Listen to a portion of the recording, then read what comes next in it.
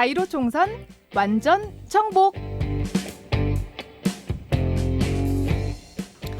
4.15 총선 완전 정복, 정치 덕후 김민하 평론가 어서 오십시오. 안녕하세요. 어제부터 정식 후보 등록 시작됐죠.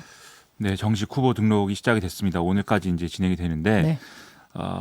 어제 한 전국적으로 906명 정도가 후보 등록을 했다.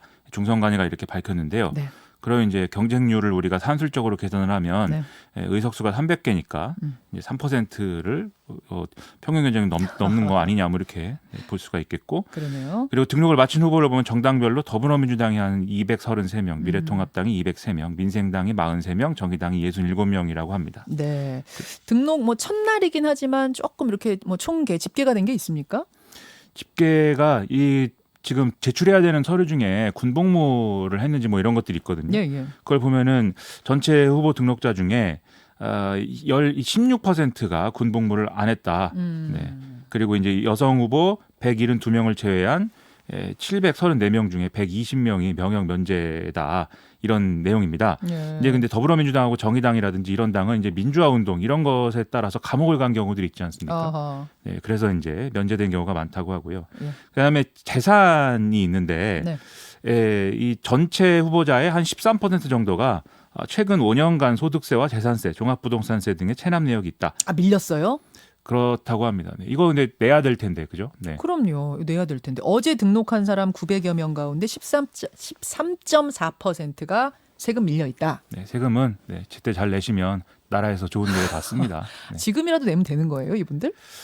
지금 뭐 아마 그 수정을 뭐 할 수 있는지는 제가 잘 모르겠는데 양심상 내는 게 좋지 않을까요? 아니 당연히 내야죠. 이거 무슨 생각으로 안 내셨나 이분들?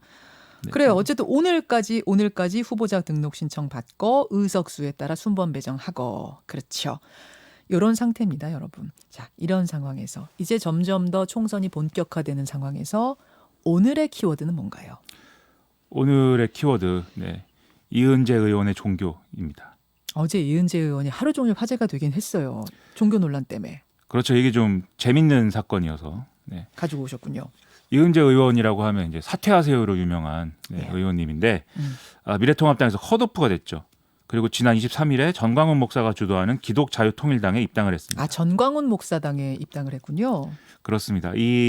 여기서 뭐라고 했냐면 예. 자기가 이렇게 투쟁에 앞서 왔는데 자신을 배제한 거는 미래도 통합도 없는 일이고 그렇기 때문에 앞으로 반조국, 반문재인 투쟁에 자기 남은 정치 인생을 걸겠다. 이렇게 주장을 했는데요. 예. 기독자유통일당은 이의재 의원이 이제 비례대표 1번 후보로 결정을 해서 살아 돌아오는가 이렇게 싶었는데 비례 1번을 줬어요. 그렇죠. 그런데 뭐 26일에 공천이 취소가 됐습니다. 자, 공천이 이제 취소가 됐는데 공천 취소 이유가 뭐냐? 요게 특이해서 화제였던 거잖아요. 그렇죠. 이은재 의원이 과거에 이제 불자를 자처하면서 국회 내 불자 모임인 정각회 활동을 했다. 이런 내용인데요. 여기에 더해서 불교계 언론과의 인터뷰에서 뭐 일주일에 한 번인 반드시 새벽 예불에 참석하고 있다. 이런 얘기를 했다는 겁니다. 새벽 예불에 일주일에 한 번 참석할 정도면 그러니까 독실한 불교 신자다라는 걸 이제 강조한 거네요. 뭐 이 얘기대로면 이제 그렇게 되는 거죠. 그런데 여기에 대해서 이은재 의원은 자신은 이제 1980년에 교회 세례를 받았고 1982년에 집사가 됐다 이렇게 얘기를 했고 이은재 의원이 다니는 교회 측도 집사가 맞다 이렇게 확인을 해줬다고 그러거든요. 근데 이제 이 기독자유통일당 내에 이제 기독교 관계자들이 출애굽기 20장 3절을 인용을 하면서 이제 너는 나 외에는 다른 신들을 내게 두지 말라 이 성경 말씀을 근거로 해서 이건 문제가 있다. 그리고 이제 출애굽기 20장 4절 이제 우상 숭배하지 말라고 한 거 이런 것들을 얘기를 그걸로 하면서 당내에서 문제가 그렇죠. 공천 안 된다 이런 사람 안 된다 이렇게 해서 취소가 된 것입니다. 한마디로 이중 종교였다 이게 문제가 된 거군요. 우리가 이중당 적은 많이 들어봤는데 이중 종교는 근데 이게 이중 종교가 아니고 또 삼중 종교일 수도 있습니다. 그게 무슨 말씀이세요? 이은재 의원은 또 지난해 7월 달에 천주교 서울대교구 도곡동 성당에서 엘리사벳이라는 세례명으로 세례를 받은 걸로 또 알려져 있거든요. 아, 그냥 천주교에 선거운동하러 간 정도가 아니라 세례를 받았다고요? 그렇죠. 이 사진도 이제 남아 있습니다. 엘리자벳? 그렇습니다. 엘리자벳이셨군요. 그래서 정치인이라고 하면 기본적으로 불개천을 믿어야 된다 이런 말이 나올 정도로 종교와 정치인들의 관계가 이런 식인데 특히 선거 때는 선거 때 뭐 경험해 보셨는지 모르겠지만 모든 종교 시설에 정치인이 다 갑니다. 아, 그렇죠. 그렇죠. 네. 이걸 넘어서서 아예 이제 종교인이 되는 거죠.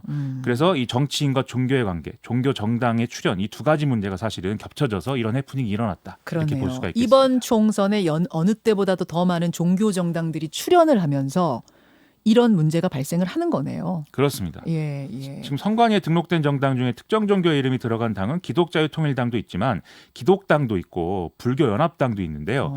이 중에 기독당은 내부적인 어떤 문제가 있어서 이번 선거에 참여를 안 한다고 하고 나머지 두 당은 아마 비례대표 후보를 낼 것 같습니다.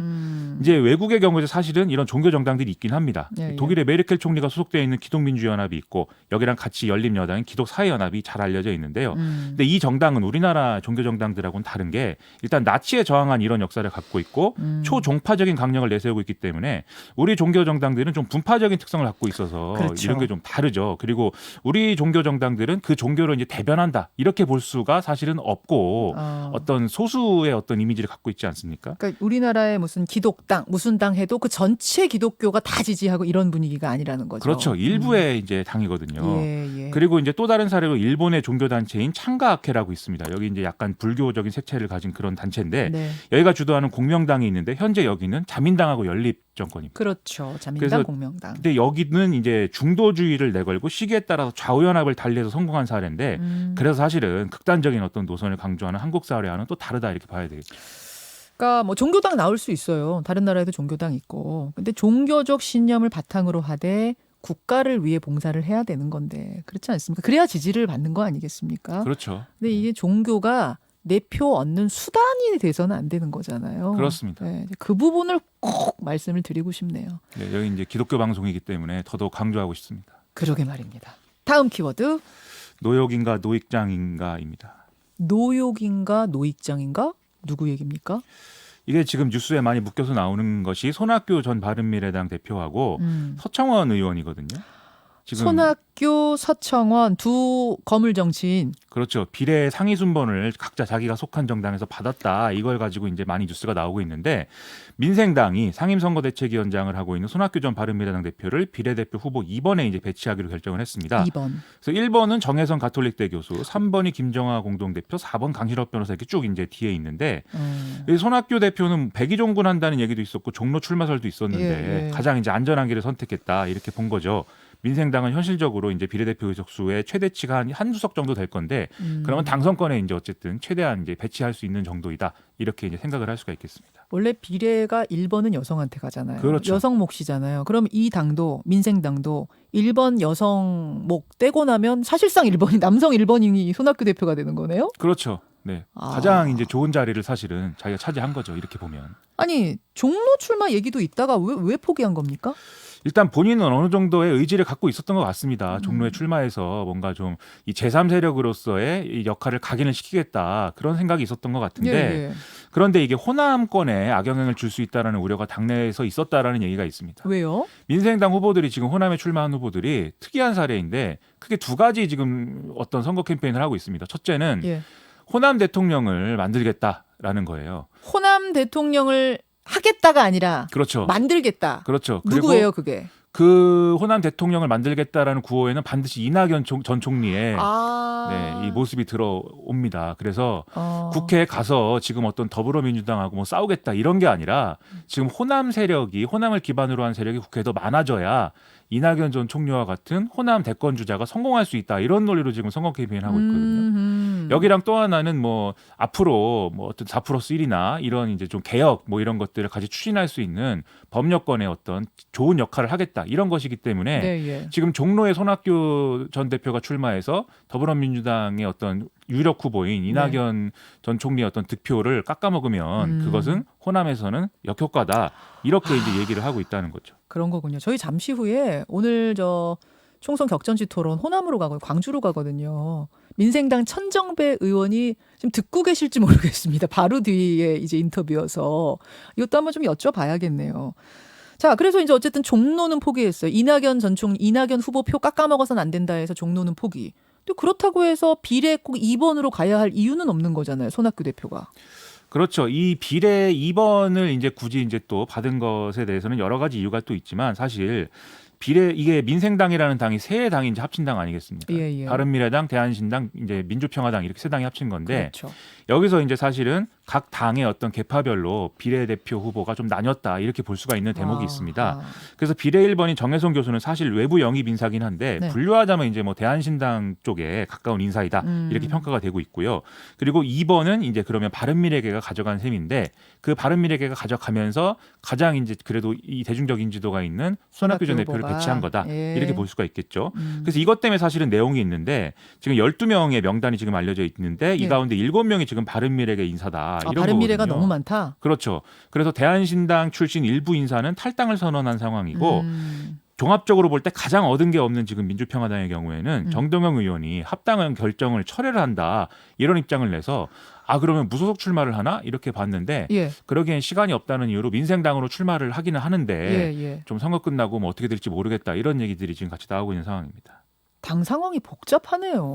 그렇죠. 이게 사실 지금까지의 어떤 여러 메인 이슈에서 벗어나 있기 때문에 우리가 이제 깊게 들여다보지 않아서 그렇지 예. 이런 작은 당에도 이런 여러 가지 복잡한 사정들이 있습니다. 근데 여기 작은 당 아니에요, 사실. 지금 현역 의원 수로 따지면은 그렇죠. 그렇죠. 제가 한 번도 이런 뭐 이런 거대 정당들만 다루다 보니까 사실 너무 양당 얘기만 하다 보니까 그렇지. 그렇죠. 사실은 민생당도 의석수가 상당히 많은 그렇죠. 지금 당인데 세 당이 뭉치다 보니까 또 총선 앞두고 뭉치다 보니까 잡음이 상당한 거네요. 선거 끝나고도 뭐 혼란이. 거대 정당일지는 제가 모르겠는데 아무튼 손학규 의원 전 대표 뭐 본인은 동의하지 않겠지만 지금 노욕이라는 평가가 많이 나와요. 그렇죠. 그래서 이게 결국 본인이 내세웠던 어떤 새로운 정치라든지 또는 청년 정치 이런 것들이 이제 온데간데 없어진 거죠, 사실. 예. 그 손학규 전 대표가 1947년생, 만 72살이고 또 경기도지사, 4선 의원 이렇게도 해봤기 때문에 사실 더 이제 할 일이 있는가 뭐 이런 얘기도 이제 나오고 있거든요. 그래서 우리공화당의 비례대표 후보 2번이 서청원 의원하고 지금 하나로 묶여서 언론에서 지금 상당한 비판을 받고 있는 그런 상황입니다. 서청원 의원은 지금 어떻게 됐어요? 이 서청원 의원 방금 말씀드렸다시피 이제 우리공화당 비례대표 2번 후보인데 1943년생으로 8선 의원이고 2008년에도 친박연대 비례대표 2번으로 당선이 된 바 있기 때문에 이거 좀 너무한 거 아니냐 이렇게 얘기가 나오고 있는 거죠. 좀 이렇게 결정한 어떤 배경이나 이런 것들 우리가 생각을 해보면 잠깐만요. 1943년생. 그렇습니다. 네. 와, 8선. 그렇죠. 근데 비례 2번. 어떻게 하다가 여기도 2번이 됐습니까? 이런 좀 이건 정말 친박신당은 정말 작은 당이 우리공화당이나 친박신당 이런 당들이 이제 작은 당이지 않습니까? 어쨌든 지금 상황에서는 그렇죠. 그런 경우에는 잘 알려져 있거나 또는 화제성이 있는 인사를 비례대표 후보 하위권에 배치를 해서 인지도를 좀 노리는 이런 전략들을 쓰려고 합니다. 인지도 전략. 그렇죠. 그래서 우리 당에 투표를 해주면 당신들이 잘 알고 있는 서청원 의원이 다시 국회에 갈 수 있다. 이렇게 선전을 하는 거죠. 그리고 이런 전략은 아마도 박근혜 전 대통령의 지지층 사이에서는 일정 부분 이제 영향을 미칠 수가 있습니다. 친박이니까. 지금 그렇죠. 옥중에 있는데 박근혜 전 대통령이 옥중에서 꺼내오려면 국회에 그래도 박근혜 전 대통령의 충직한 부하들이 있어야 되는 거 아닌가. 그것도 8선 정도 있어야 되는 거 아니냐. 그렇죠. 이렇게 홍보할 수 있겠네요. 그렇죠. 과거에 친박 좌장이라고 했는데 그렇죠. 그런 이제 전략인 것이고 이게 비슷한 사례가 친박신당의 비례대표 이번 홍문종 대표입니다. 이분도 잠깐만요. 헷갈려. 친박 신당이 그러니까 있는 거고 그렇죠. 친박 연대가 있는 거예요, 여러분. 헷갈리시면 안 돼요. 요즘 너무 비슷한 이름이 많아서 그렇죠. 더불어 미래 뭐 다 민주 막 비슷한 이름이 너무 많아서 여기는 친박 연대와 친박 신당이 따로 있는 거고 두 당 모두 친박을 내세우고 있지만 친박 연대는 서청원 의원이 있는 거고 친박 신당은 우리공화당에 지금 서청원 의원이 과거에 친박연대 때 서청원 의원이 그렇죠. 비례 2번이었고 이번에도 지금 친박연대 또 있잖아요. 그렇죠. 투표용지에 또 있을 확률이 있습니다. 야, 그래요. 친박 신당의 2번은 홍문종 대표. 그렇습니다. 그래서 이런 것들이 다 사실은 애초에 이제 그 지역구에서 당선될 확률이 적은 어떤 직능 대표라든지 이런 전문성을 갖춘 인사라든지 또는 새로운 신진 인사들의 어떤 진출을 좀 용이하게 하자라고 하는 비례대표라는 제도의 취지를 좀 왜곡시키는 거 아니냐 이런 비판들이 나오고 있거든요. 그래서 이게 또 하나의 우리가 지금 경험하고 있는 연동형 비례제가 만들어낸 특이한 풍경 중에 하나인 것 같다. 이것도 어떻게 보면 정치권 뉴노멀인 것 같습니다. 요새 뉴노멀이 유행이라는데. 특이해도 너무 특이해요. 이번에 그렇죠. 50개 당이 결국은 예, 창당을 끝낸 게 이제 50개 당이 됐고요. 여러분 서청원 의원은 우리공화당 소속이 되는 거고 친박 신당은 이제 홍문종 대표의 친박 신당인 거고 친박 연대도 또 따로 있습니다. 예전 그 친박 연대 말고 또 다른 친박 연대가 또 따로 있는 상황. 자, 여기까지 총선 완전 정보 김민하 평론가 수고하셨습니다. 고맙습니다. 김현정의 뉴스쇼는 청취자 여러분의 참여로 이루어집니다. 트위터, 페이스북, 레인보우 게시판, 그리고 단문 50원, 장문 100원의 유료 문자 샵 1212, 우물정 1212 통해 참여하실 수 있습니다. 김현정의 뉴스쇼, 여러분과 함께 만듭니다.